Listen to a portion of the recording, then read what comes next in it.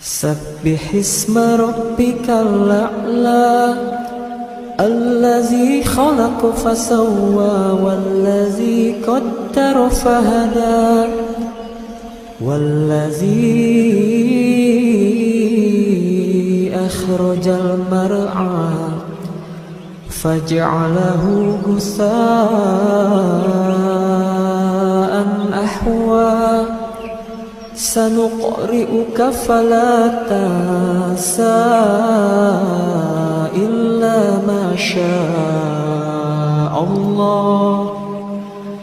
إنه يعلم الجهر وما يخفى ونيسرك لليسرى فذكر إن نفعت الذكرى سيذكر من يخشى ويتجنبها الأشقى الذي يصلى النار الكبرى ثم لا يموت فيها ولا يحيا قد أفلح من تزكى وذكر اسم ربه فصلى